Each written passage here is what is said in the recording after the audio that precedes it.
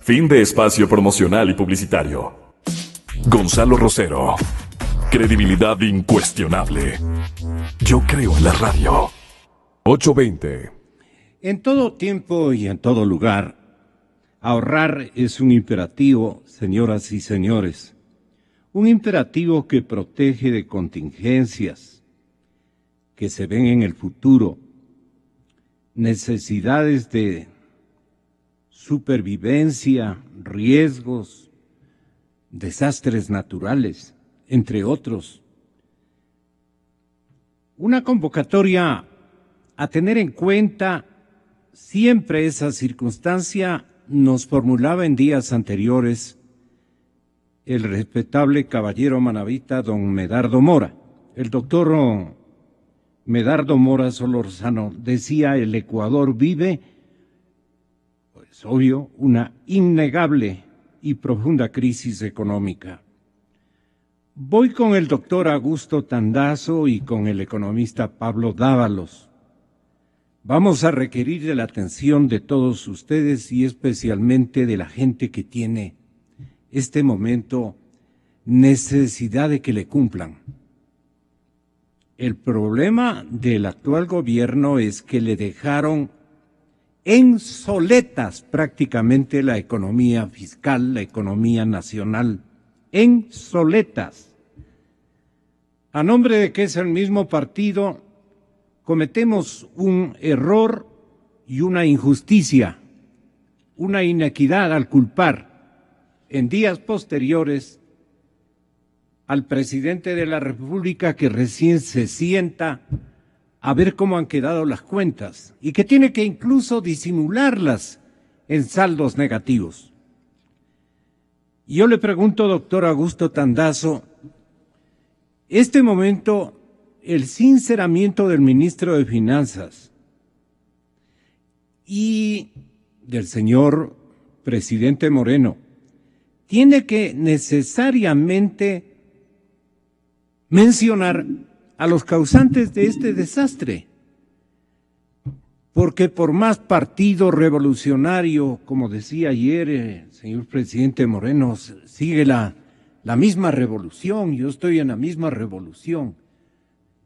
Pero bueno, ahora queremos una revolución que arregle todo esto y se debe arreglar denunciando a los mismos que generaron este conflicto, a través no solo del ahorro público, sino de que se sepa que han habido dos instancias en Alianza País, una que deja la situación aparentemente bien disimulada, doctor, bien disimulada, y otra que tiene que ver precisamente con...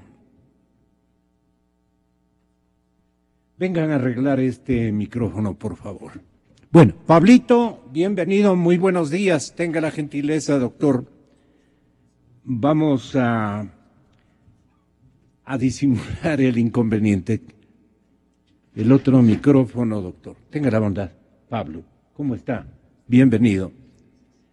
No sé si nos venía escuchando. No, estaba en clases. También salí de clases. Ok. A ver, doctor, tenga la gentileza.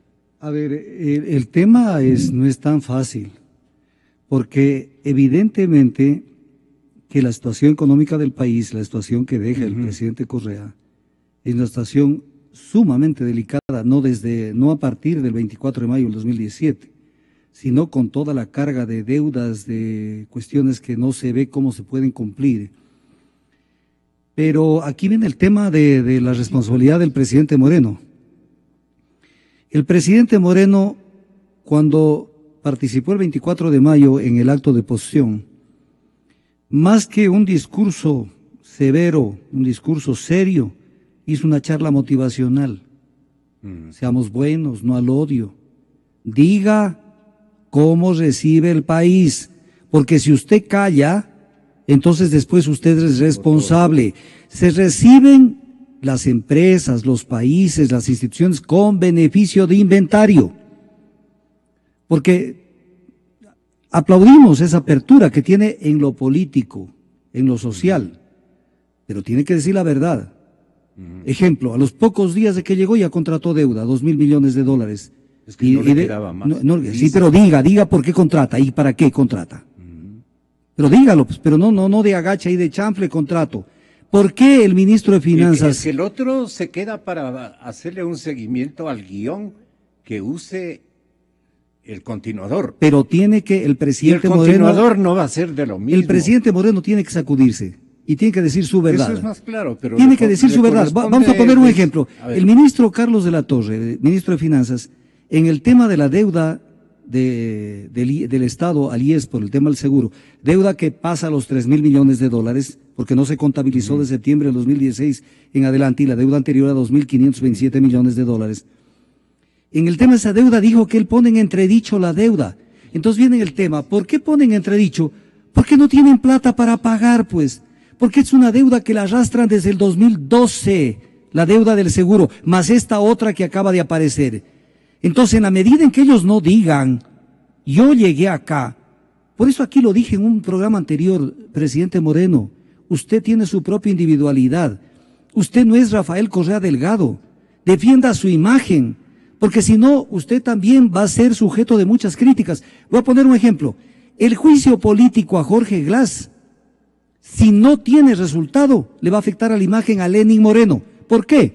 Porque él es el máximo dirigente de Alianza País en este momento. Y sus legisladores y sus asambleístas están haciendo todo lo posible porque esto no prospere. Si la Corte Constitucional, cuyos 9 miembros son de Alianza País, todos los 9, y el CAL, que tienen una amplísima mayoría, Alianza País, no da paso al juicio político, por ejemplo, entonces, ¿a quién se compromete? A la máxima figura actuante en este momento en el gobierno, que es el presidente Moreno.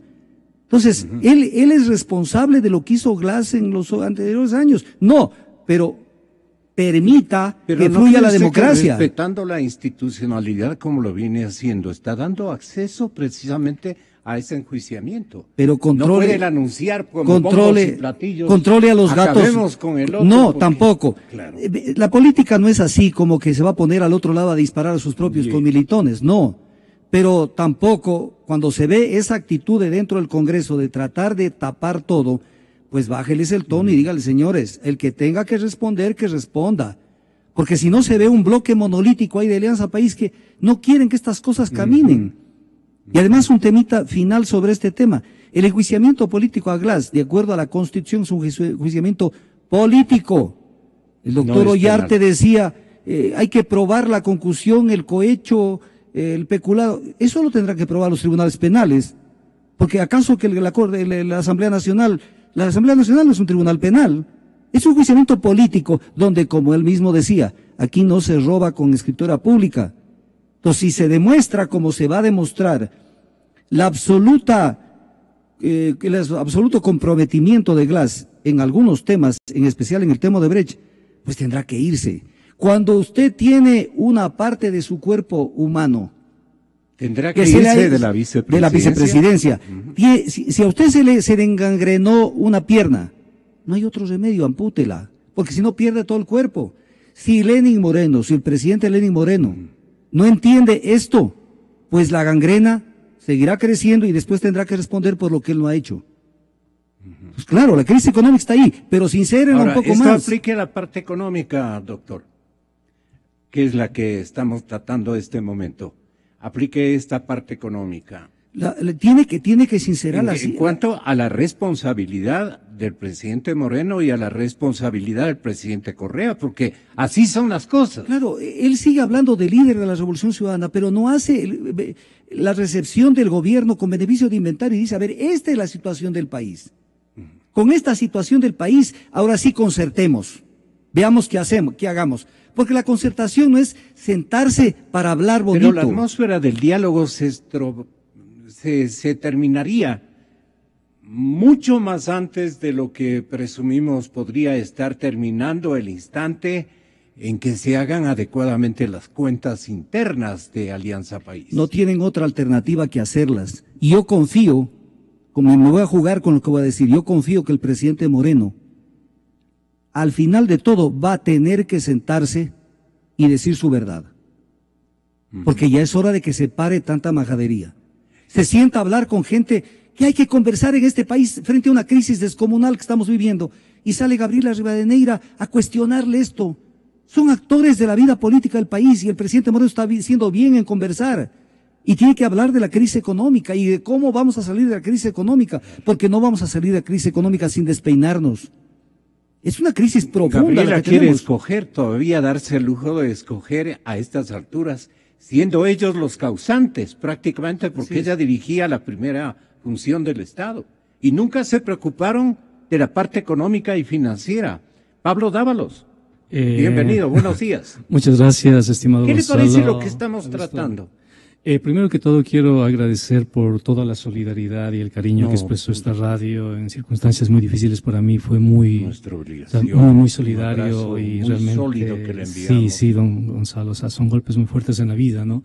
Pero regresando al tema, hay algunas cosas que el país está esperando. En primer lugar, está esperando una transparencia con respecto a las cifras fiscales. El país está esperando cuál es el estado del arte, cuál es la situación real que 10 años de revolución ciudadana y 10 años de conducción económica y política del país le dejaron al nuevo gobierno. Porque caso contrario, el presidente Moreno tendrá que asumir el costo político y el costo económico de esos 10 años.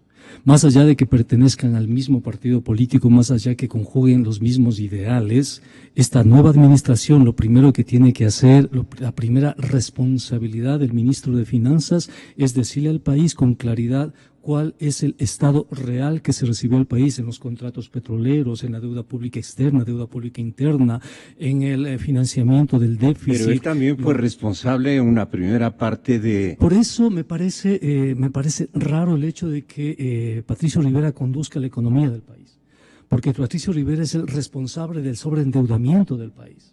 Patricio Rivera es experto en endeudarle al país. Él no es experto en generar políticas públicas, políticas de reactivación. No ha generado en estos 10 años una sola política de reactivación. Y ponerle a dirigir el Consejo Sectorial de la Economía realmente significa perpetuar las mismas causas que provocaron la crisis económica, porque en el 2014, cuando empezamos la crisis producto justamente del incremento del precio de la cotización del dólar, la apreciación del dólar y el decremento del precio del barril de petróleo, la única solución que se le ocurrió a Patricio Rivera y a su equipo económico fue salvaguardas, incrementar después con el terremoto el IVA y endeudarle al país. En apenas 3 años, el señor Rivera le endeudó al país en más del 150%, pues.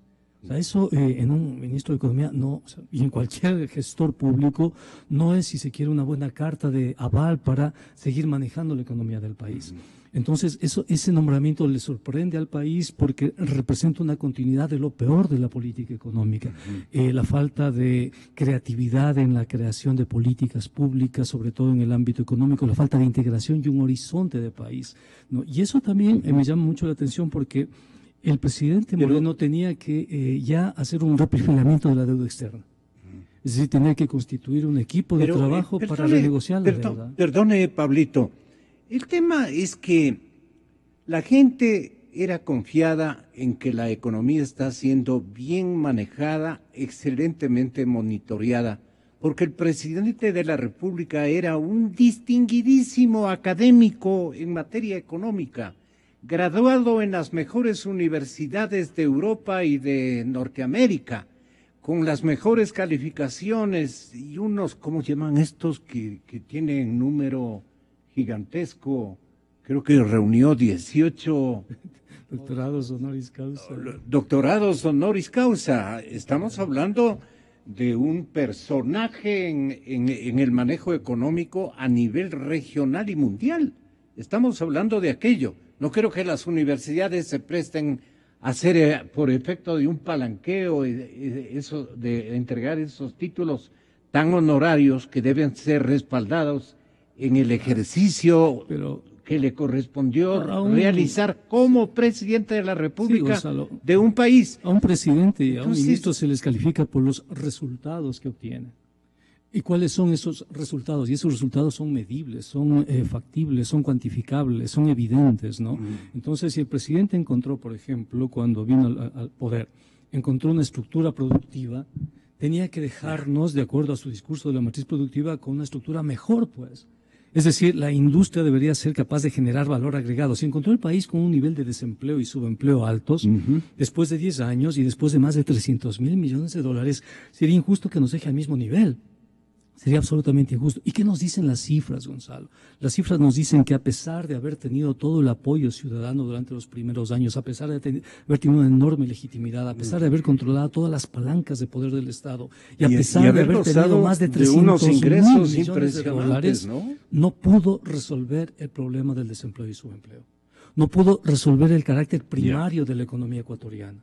No pudo resolver la falta de institucionalidad de la economía ecuatoriana. Entonces, el señor Correa, con todos los títulos, con todos los papers que escribió, con todo su recorrido académico, fue incapaz de resolver los problemas a pesar de haber tenido absolutamente todo. Esto ya hemos repetido. ¿Quiere ratificar todavía más Augusto Tandazo? Solo una cosita, y Pablo, pues primero un saludo a Pablo. Es un economista de los más reputados que hay en el país. En septiembre del 2008, cuando estalla la crisis económica mundial, que ya se vino incubando desde luego desde atrás, y cae Lehman Brothers, cuando ya en cuestión de minutos, segundos, las bolsas de valores del mundo y la economía mundial se contagió del problema, de pronto el presidente Correa declara en septiembre del 2008, a mí qué me importa la crisis de Estados Unidos. Primero la focalizó como que era una crisis de Estados Unidos. Y luego dice, esto son resultado de las intervenciones de las élites políticas aquí en el Ecuador que quieren escandalizar por todo y ni siquiera sabemos si nos va a impactar al Ecuador. Cuando pasan meses después y presenta su informe a la Nación en agosto del 2009, dice en su informe a la Nación, dice, no pudimos avanzar mucho en estos temas porque nos cayó la peor crisis económica mundial de los últimos 70 años.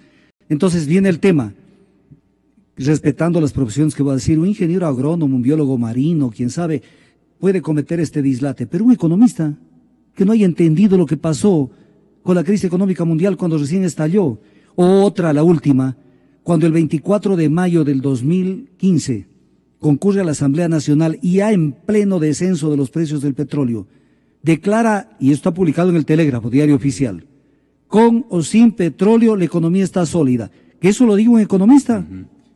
Es imperdonable. Gonzalo, yo pienso que por el bien del país debemos virar la página de lo que significó Correa. O sea, debemos ya empezar a curarnos de eso, ¿no? Porque es un nuevo gobierno. Lo que estamos diciendo es cómo el nuevo gobierno, habida cuenta de todo lo que pasó en el anterior gobierno, todavía mantenga ciertas continuidades, si usted quiere, con lo peor del anterior gobierno. En este caso, la economía, que es una de las áreas más sensibles, una de las áreas más críticas. Habría sido conveniente que el nuevo gobierno encargue el Consejo Sectorial a alguien con una visión de largo plazo del país. Entonces, ¿qué me preocupa en este momento? Me preocupa el hecho de que el país no tiene horizontes ni de mediano ni de largo plazo. No, al menos la Revolución Ciudadana de Correa tenía un horizonte de mediano y largo plazo. Hoy no tenemos ese horizonte. No tenemos esa discursividad. Tenemos un discurso de diálogo que me parece excelente. Tenemos un discurso donde el presidente está dispuesto a conversar absolutamente con todos, pero en el ámbito de la economía, que es uno de los ámbitos fundamentales, la gente quiere respuestas. La gente, los empresarios, los consumidores, los hogares quieren saber, por ejemplo... El presidente Moreno lo que confía es en su subdecano. En él confía, es el ministro... capitán, digamos, del Frente Económico. No, el verdadero capitán no es él. El verdadero capitán es Patricio Rivera. O sea, no es mi estimado y gran amigo, es el que está asumiendo las decisiones reales. Es el que está tomando las riendas de la conducción económica, ¿no? Entonces, ¿cómo sabe usted de aquello? Porque eso es Vox Populi, pues, porque fíjese usted, hasta el día de hoy no tenemos un programa económico. Ya es un mes. No hay un programa económico. No hay alguien que nos diga, mira, hacia allá vamos a ir.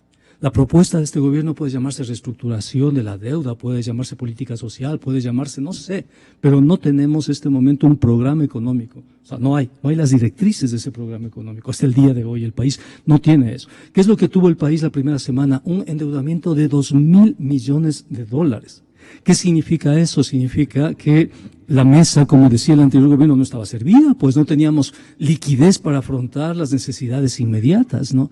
¿Y qué es lo que se puede decir de la conducción económica? Se le puede calificar al actual gobierno no por lo que ha hecho, sino por lo que no ha hecho. Entonces, ¿qué no ha hecho? No ha tomado ninguna política de ajuste, por ejemplo, dejó pasar el incremento del 14 al 12% en el IVA, dejó pasar los 15 meses de vigencia de las salvaguardas, es decir, el gobierno ha mantenido mucha prudencia en este mes, muchísima prudencia. Me pregunto por qué. Y creo que como que el actual gobierno trata de crearse un espacio político para tener grados poco de hasta libertad. que vaya a Europa el anterior mandatario, sí, para evitar una colisión política para evitar una interna, colisión, ¿no? que le pueda bloquear, habida cuenta de que muchos porque resortes... tiene una atmósfera de no franco diálogo si se quiere, muy favorable en términos de la imagen que está proyectando, ¿no? Y es lo que pedíamos a gritos. Y ahora pedimos a gritos, por ejemplo, reestructuración y pedimos, si usted quiere, una política de reactivación ¿Usted cree que el señor económica? presidente Correa dejará de intervenir en el manejo económico de gobierno? Yo pienso que hay cuando dos personajes, ya esté en Europa, sí, dos personajes cuando ya claves esté en Europa, que representan, dejará de intervenir. Hay en todo esto hay dos personajes que yo veo que están muy íntimamente ligados a Correa y que son una especie de transmisión de la voluntad de Correa. El uno es Romy Vallejo, encargado de la vigilancia a los ecuatorianos en la CENAIM, y el otro es Patricio Rivera. Entonces, si el presidente Moreno no se desprende de Patricio Rivera, Correa va a mantener mucha presencia aún en la conducción económica y va a acotar los espacios y los márgenes de acción del ministro de Economía, quien quiera que sea el ministro de Economía. La señal que tiene que dar. El de inteligencia. Y el de inteligencia, que también, la inteligencia está con Correa desde que Correa fue ministro de Economía. Nos anda en el año con 2005. todo, ¿no? el mundo, ¿no? Claro, entonces, esos son creo yo, los canales o las líneas de transmisión más fuertes que tiene Correa para seguir manejando el nuevo gobierno, ¿no? Ya. Información y economía. Verá, en agosto, señoras y señores, del 2014, el actual ministro de Finanzas, Carlos de la Torre, se refería al endeudamiento del Estado en los siguientes términos. De que en este año nos hemos endeudado más. Sí, nos hemos endeudado más, pero ¿para qué? Tenemos que considerar que hay varios proyectos de infraestructura de gran envergadura que están en proceso de construcción, independientemente de la refinería, las hidroeléctricas. ¿Qué es lo que va a suceder cuando estas hidroeléctricas entren en operación? Energía limpia, mucho más barata, que por el otro lado va a resultar en un ahorro de recursos para el país, porque va a tener que importar menos hidrocarburos para generación eléctrica. Entonces, desde esa perspectiva, ya se le puede encontrar una racionalidad o se le puede minimizar.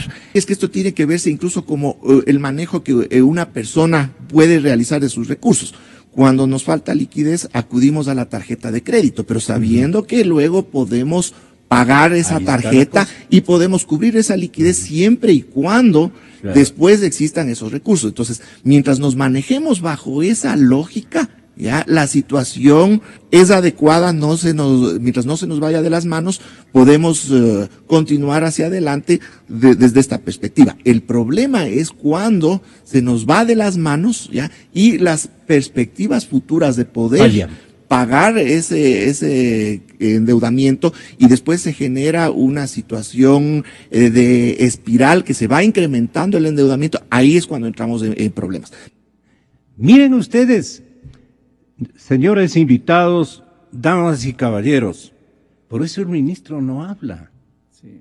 El ministro no interviene. Le invitamos, creo que la generalidad de los medios, a que precise cosas, pero no quiere hablar. Tiene complicaciones muy graves. Y vean, este pensamiento del año 14 le impide crear otras fórmulas distintas a las que él alababa, como acaban ustedes de apreciar en el 14. Entonces, ¿cómo le parece a usted, doctor, si es tan amable? A ver, lo que dijo Augusto Tandazo. Lo que dijo el actual ministro, y que lo dijo en 2014, tiene que ponerlo dentro del contexto del total de la deuda. Porque, por ejemplo, él se refiere fundamentalmente a las hidroeléctricas. La deuda con las hidroeléctricas es una deuda contratada más o menos del orden de los $5.000 millones, y deuda cara encima, y con costos de construcción caros. Podría haber sido mucho menos, pero son $5.000 millones. pero son 5.000 millones dentro de un total de la deuda muchísimo mayor. Entonces no quiera justificar que toda la deuda se justifique por esta contratación de crédito para hidroeléctricas, pero además, si él no hubiera eliminado los fonditos, entre ellos el fondo del FEISEG, que lo eliminaron con la aquiescencia de la Asamblea Constituyente en el 2008, en abril del 2008, sencillamente el Ecuador hubiera podido utilizar ese dinero que estaba en ese fondo para contratar directamente y escoger el contratista. Porque ¿qué es lo que nos tocó hacer? Que pasados 5 años más o menos de su gobierno, en la mitad se acordó que había que hacer hidroeléctricas, pero como ya no tenía dinero, los hizo con deuda. Entonces, claro, el ministro dice, vamos a ahorrar en importación de combustibles, pero tenemos una deuda, pues que hay que pagarla también, no te olvides. Entonces, esta técnica de endeudarse por endeudarse y no respetar la planificación que se vino haciendo de años anteriores para que no se coman el dinero de la ex-Oxy, porque ese era el dinero que alimentaba el fondo del FEISEG, sencillamente tuvo estos efectos catastróficos. Sobre el monto total de la deuda, que yo tengo mis ideas, pero obviamente estoy delante del economista Dávalos, me agradaría que él precise más o menos el monto total de la deuda, para ver si estos 5.000 millones justifica, en inversión en hidroelectricidad de deuda, justifica toda la demás deuda. La deuda es descomunal. ¿Podría precisar, economista Dávalos? Sí, y me llama muchísimo la atención justo la fecha, el año 2014, porque el 2014 el tamaño de la deuda no era importante. Para enero del 2014 nuestra deuda externa llegaba alrededor de 12.000 millones de dólares de enero. En diciembre de 2016, 2 años después, ya superaba los 30.000 millones. Es decir, en apenas 2 años, Patricio Rivera, justamente al frente del equipo económico, casi triplica la deuda externa. Y esa deuda externa que se contrató en el 15 y en el 16 no tiene nada que ver con los proyectos de inversión. Fue deuda contratada para solventar las necesidades líquidas del gobierno central, porque el gobierno se había quedado sin liquidez. Y aquí viene algo interesante. En el año 2017 entramos justamente en aquella amenaza que detectaba ya Carlos de la Torre en el año 2014. Carlos de la Torre decía, ¿no?, que una deuda se justifica si está orientada a la creación de infraestructura, aunque sea cara, pero por último hay infraestructura. Pero si el país empieza a contratar deuda para solucionar sus flujos de caja, eso ya no se justifica. ¿Y qué tenemos en el 2017? Tenemos que se cumple la peor amenaza, la peor pesadilla que pensaba Carlos XIV, que es la espiral de pago. Resulta que hoy el gobierno de Moreno tiene que destinar cerca del 30% de la próxima proforma para el pago de la deuda. Algo que no había hace 3 años. Hace 3 años pagábamos, qué sé yo, el 8, el 9%. De la deuda externa. Pero vea, por eso 1.123 en la deuda interna, que también está privilegiando ese pago, y bien por los señores jubilados. Entregar ya el pago completo de ese incentivo a quienes tengan 70 o más años y también a las personas que tengan condiciones de discapacidad o de invalidez, entendiendo que son el grupo más vulnerable. Se lo va a realizar con recursos que vienen de un crédito de un organismo multilateral. De esa manera vamos a financiar y son aproximadamente 150 millones de dólares. Teleamazonas. Es una nota de Teleamazonas, nuestra fraterna cadena televisiva. Lo que yo quería preguntarles, señores doctor y economista, es lo siguiente. ¿Qué gracia está haciendo Carlos de la Torre si es más deuda? Es más deuda. Sí, pero además hay un tema que es importante. La Constitución, que se supone que es la norma de cumplimiento obligatorio, la norma de normas, en el 290 sobre las regulaciones del endeudamiento público, numeral 3 dice: con endeudamiento público se financiarán exclusivamente programas y proyectos de inversión para infraestructura o que tengan capacidad financiera de pago. Entonces, aquí, por ejemplo, el presidente Moreno debería decir, a ver, es mi deuda, es la deuda, esto fue para infraestructura y esto no fue para infraestructura, como lo está diciendo el economista Dávalos. O sea, para gasto corriente, para pagar sueldos, no se debía haber recurrido a endeudamiento. Entonces violó la Constitución. Es una violación de la Constitución. Estamos endeudados para ese tipo de gastos. Entonces es un tema importante también que hay que decirlo. ¿Y cómo sanciona la Constitución el quebrantamiento de una norma tan delicada? Especulado. Cuando se destinan los dineros para algo que no se deben destinarlos, eso es uno de los tipos del peculado. El peculado tiene varios tipos, abuso, disposición arbitraria, una cantidad, pero hay uno que es malversación. Esto era para esto y lo utilicé en esto otro. Y es peculado, y eso es imprescriptible. Es imprescriptible, entonces tiene que decirle, señor, usted esto administró como que fuera hacienda suya. Usted no administró sujetándose al ordenamiento jurídico, constitucional y legal del país. De tal manera que esto hay que pedir cuentas, porque no es cuestión de que firmar papeles y seguirlo endeudando al país por endeudarlo. El ministro coordinador del presidente de Finanzas, de Economía, que está acompañando al presidente Moreno, ¿cometió peculado y en premio le nombran nuevamente al mismo cargo? Vea, hubo malversación de fondos desde el comienzo. El fondo del FEISEG, tuvieron que derogar la ley del FEISEG en abril del 2008, porque a abril del 2008, desde el 15 de enero del 2007, ya habían destinado esos dineros a inversiones o actividades que no tenían nada que ver con lo que decía la ley del FEISEG. De tal manera, en eso ha sido una constante, porque la ley, durante el gobierno del presidente Correa, la ley era su palabra y su decisión, no la norma. Esto se hace porque se hace. Esta deuda del Seguro Social, a plena luz del día, la desconocieron. ¿Por qué? Porque no querían pagarla, no les dio la gana de pagarla, pero sin embargo hicieron demagogia, diciendo estamos atendiendo a los discapacitados, a los jubilados, a las jefas de hogar, pero no le pagaban desde el 2012. 2012. Entonces, los que han utilizado esa voluntad omnímoda para hacer y deshacer en este país. Social, porque se toman plata de los que más necesitan. Pero además, hasta el 5 de junio del 2017, que es hace poquito nomás, el actual presidente del Consejo Directivo del IES seguía diciendo que esto no se debe pagar, que esto no se debe pagar, y que el haber desconocido la deuda incrementa el fondo patrimonial del seguro, claro, lo cual es absolutamente incoherente. Entonces, ¿cómo puede haber, presidente Moreno, usted cómo puede tener gente de esa naturaleza en su gabinete, en su equipo? ¿O se está olvidando que el 30S, voy a decir algo duro, se originó por la famosa Ley Orgánica de Servicios Públicos, donde hubo un artículo que quitaba los privilegios que tenían los policías y militares? ¿Quién hizo ese proyecto de ley? Se están olvidando quién lo hizo, quién estaba de ministro de Relaciones Laborales en ese entonces. ¿Qué quiere? Richard Espinosa. Claro. Pues, ¿qué quieren? ¿Otra vez meterse en problemas? Y goza Richard Espinosa de la confianza y el afecto. Pero además aquí hay un tema grave. Que yo conozco. La Contraloría hace un informe sobre el tema de la deuda de salud, un informe hermoso, bien hecho, hay que reconocerlo.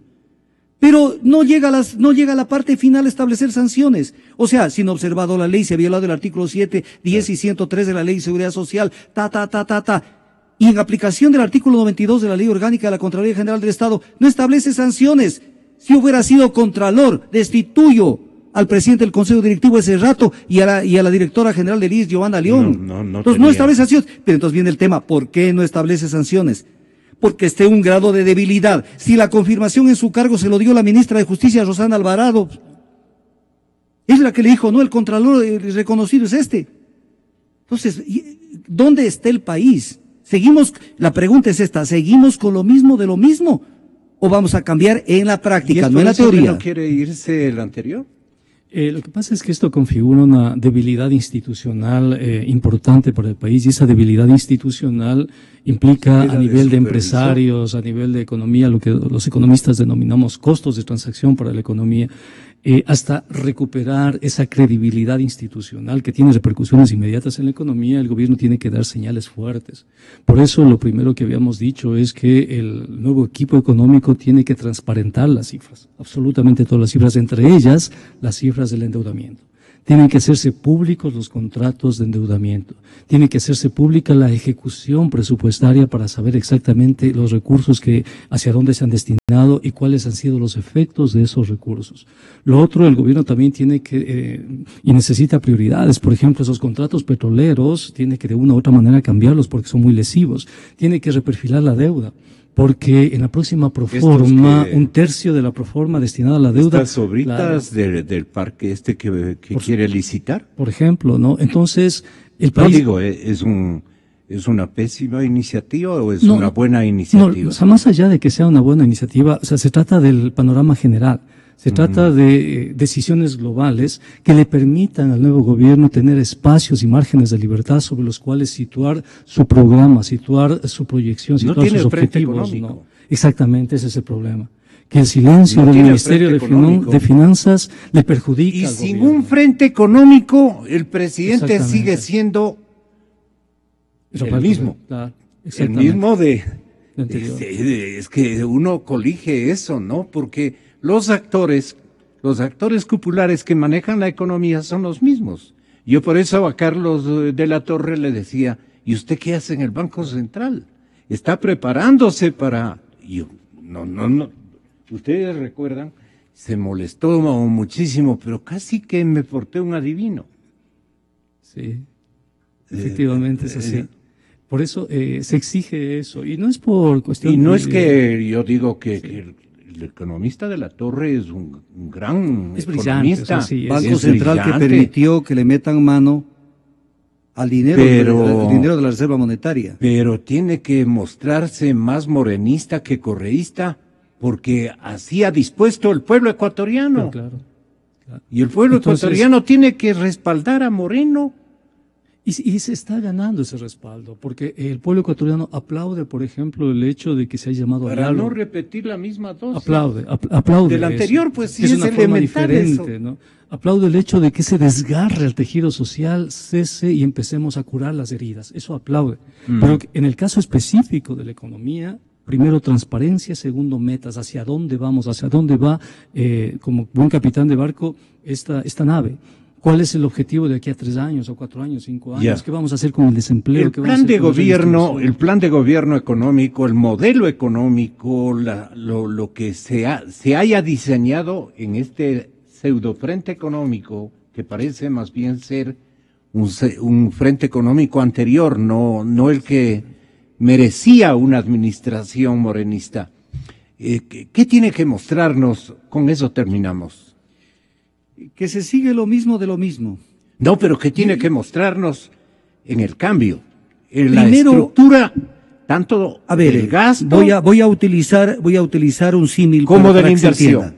¿Qué tiene que mostrar? Un alcohólico anónimo, y esto les enseñan a los alcohólicos anónimos, el primer paso para curarlo es que reconozca que es un alcohólico anónimo. Si no, no hay curación. El primer paso para poder comenzar a caminar en la construcción de un nuevo Ecuador que vuelva a retomar un camino es reconocer, diagnosticar y decir, este es el país en términos económicos. Y con base en esto vamos a hacer, porque si no tiene sentido lo que se hace. Se acaba de lanzar una ronda de campos. Y volvemos con las mismas ¿A usted qué le leguleyadas parece? y las zapadas, ¿no? Son campos Pero marginales. Espinosa dice, ahí hay plata. A ver. Y Son de la Torre dice, gracias, porque eso es lo que yo necesito. Ya, pero viene el tema. Son campos marginales. Y como hay una normativa clara en la ley de hidrocarburos para tratar el tema de campos marginales, le cambian la palabrita campos menores y resuelto el problema. No está resuelto el problema porque técnicamente son campos marginales. Y esto tenía que manejarlo la Secretaría de Hidrocarburos, no Petroamazonas, y tenía que respetarse incluso sentencias de la Corte Constitucional, porque Petroamazonas en este tipo de contratos no tiene la competencia para delegar este tipo de actividades. O sea, ya basta de seguir estirando las normas jurídicas y pretender de que por la vía de contratos de recuperación mejorada o de servicios específicos se puede manejar esto. Eso no se puede hacer. Hay demasiados incumplimientos, pero viene el tema, esto es grave lo que voy a decir, esto es grave lo que voy a decir. Dice el ministro, yo estuve en el lanzamiento de esta ronda y estaba ahí el ministro Carlos de la Torre, y dice, necesitamos hacer este tipo de cosas para generar divisas. Pero viene el tema, ¿divisas para quién? Porque el sector petrolero genera divisas, pero no van para el sector petrolero para reponer costos de producción. Por eso es que después a Petroamazonas le mandan a que contrate, a que emita bonos de deuda para poder pagar a los contratistas. Entonces viene el tema.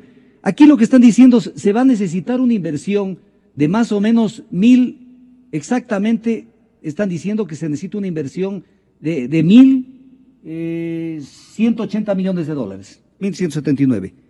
Pero viene el tema, va a invertir las empresas petroleras nacionales en su gran mayoría esto, en el caso que lo hagan. Les van a pagar después. Porque hasta este momento, a los contratistas de campos marginales, que les terminaron sus contratos en el 2010, hasta este momento no les pagan los que les quedaron debiendo, no les liquidan. Y se inventaron con algunos contratos de que la propuesta del gobierno era pagarles cero, como que no hubieran invertido un solo centavo. Entonces, quieren con esta segunda ronda quebrar a las empresas que todavía están paradas o siguen vivas. Entonces, ¿cómo con un ministro de Finanzas que quiere negar la deuda del IES, quiere armar esto y decir que sí, que esto está bien? ¿Cómo vas a pagar? ¿Dónde está el fideicomiso para pagar esto? Porque no es cuestión de llamar al inversionista nacional a que mete el dinero asociado con inversionistas extranjeros a este tipo de proyectos, además que lo haga a través de Petroamazonas.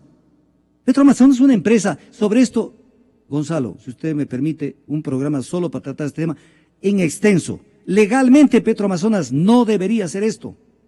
No debería hacer esto, porque esto incluso lo dice la Corte Constitucional en resoluciones, en sentencias que existen. Mire esta sentencia del caso 008-10-IC. No debe entenderse que las empresas públicas, siendo públicas, son el Estado en sí mismo y no requieren de autorización alguna. El Estado excepcionalmente, más no las empresas públicas podrán delegar a la iniciativa privada y a la economía popular y solidaria el ejercicio de esas actividades de participación en sectores estratégicos. Aquí se aplican las coyunturas, aquí se aplican necesidades coyunturales. Pero es el hecho de que el país firmó contratos petroleros inconvenientes. Pablo Dávalos, terminamos. Inconvenientes porque los costos de intermediación, los costos de servicios son muy altos. Hay empresas que por costos de servicios están facturando $38, $40, cuando el precio es menor a los $40. Es decir, estamos perdiendo en esos contratos. Lo que el nuevo gobierno tiene que plantearse es una nueva estructura petrolera. O sea, ¿qué quiere hacer con el sector petrolero? ¿Cómo quiere de una u otra manera reactivar el sector petrolero? Y eso corresponde a un programa económico.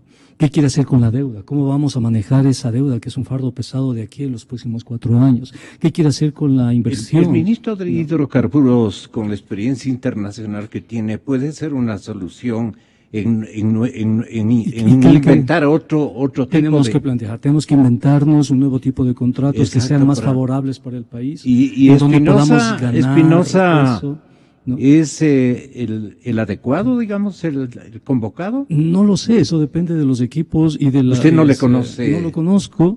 Y depende además de lo que plantee. Lo que yo sí sé, lo que sí estoy viendo es que no hay esos planteamientos, no hay esas propuestas. Y ya hemos transcurrido un mes y en ese mes, por ejemplo, en materia petrolera no tenemos respuestas concretas, efectivas, en materia de industrias, en materia de comercio exterior. ¿Y por qué no hacemos una minga entre todos de economía? Y enviamos contribuciones de ideas, por supuesto. Contribuciones de ideas, y no nos dedicamos exclusivamente a la crítica? Por supuesto, y lo primero ¿Por qué, por ejemplo, las universidades? Y es el rol de las universidades. Además, exactamente. ¿No? A ver, doctor Tandazo. Una sola cosita, porque se puede hacer una confusión en esto. Yo estoy diciendo por qué no pagan la liquidación de los contratos en los campos marginales, que son diferentes de los contratos de prestación de servicios, firmados con empresas transnacionales. En esos contratos en esos contratos se fijaron tarifas en la administración del 2011, siendo ministro Wilson Pastor Morris y presidente Rafael Correa, tarifas de $35 para arriba, cuando el costo de producción de Petroproducción era de $5 y el costo de producción de Petroamazonas era de $6.50. Entonces eso hay que renegociarlo. Aquí yo voy a decir una cuestión. Hay que ¿Quién se está llevando eso? Las empresas petroleras tienen un margen, una tasa de rentabilidad descomunal. Entonces, aquí hay que respaldar al ministro, porque al ministro de Hidrocarburos lo están bypaseando. Están más o menos en esta ronda petrolera tratando de que Petroamazonas se declare independiente. ¿Y quién formula la política de hidrocarburos? Con el presidente es el ministro. Y el ministro tiene que decir, bueno, esto debería haberlo manejado la Secretaría de Hidrocarburos. Y la renegociación de los contratos petroleros debería hacerlo el Ministerio de Hidrocarburos. Sí, un dato, y está en el Servicio de Rentas Internas, ¿no? Los dos grupos petroleros más grandes, Schlumberger y OCP, el año pasado tuvieron ingresos de más de $5.000 millones. ¿No? El 6% del PIB. Dos grupos petroleros, el Schlumberger y el de OCP, ¿no? ¿Por qué tuvieron una utilidad tan alta? ¿Por qué tuvieron ingresos tan altos, no? Y el Estado ecuatoriano en ese mismo año recibió menos, recibió alrededor de 4.500 millones. Entonces, eso demuestra una política favorable a las grandes empresas petroleras. ¿Qué queríamos con Moreno? Al menos una revisión de eso, al menos un cambio de eso. ¿Cómo es posible que el año pasado las empresas petroleras se hayan llevado más por petróleo que el mismo Estado? Y esos son datos públicos, los puede ver cualquier ciudadano en el SRI. ¿No? ¿Qué pasó? Direccionales a la izquierda, que eran las sabatinas, la propaganda, e iba a la derecha. Entonces, ¿qué tiene que hacer Moreno? Lo primero que tiene que hacer Moreno Así es, con esos bien. contratos petroleros, decirles, señores, vamos a Porque daba ventajas a las petroleras. ¿Cómo es posible que ustedes ganen más por petróleo que el Estado ecuatoriano? ¿Cómo es posible eso? Y están los datos ahí. Y eso es lo que tiene que hacer el ministro de Finanzas, tiene que hacer el ministro de Energía, decirles, señores, conversemos, ustedes han tenido un margen de utilidad extraordinario, vamos a plantearnos nuevos términos. Es lo que el país necesita, ¿no? Porque si logramos recuperar, que sea un 50% de eso, no habría sido necesaria la emisión de deuda, por ejemplo, ¿no? Y además hipotecar todos los ingresos del Estado ecuatoriano para pagar esa deuda en las próximas reformas presupuestarias que van en contra de los programas sociales, porque el presidente Moreno no va a tener el dinero suficiente para su programa social. Y no soluciona porque tiene que pagar el la deuda, señor pues. ministro de la Torre. El señor ministro no tiene. Silenciándose. ¿Qué tiene que hacer? Tiene que decir, hemos constituido un comité de renegociación de la deuda, porque esa deuda es muy alta y necesitamos recursos para, qué sé yo, protección social, recursos para la reactivación económica. Eso no hay. Yo creo en la radio. Yo creo en la radio. Creo en la verdad.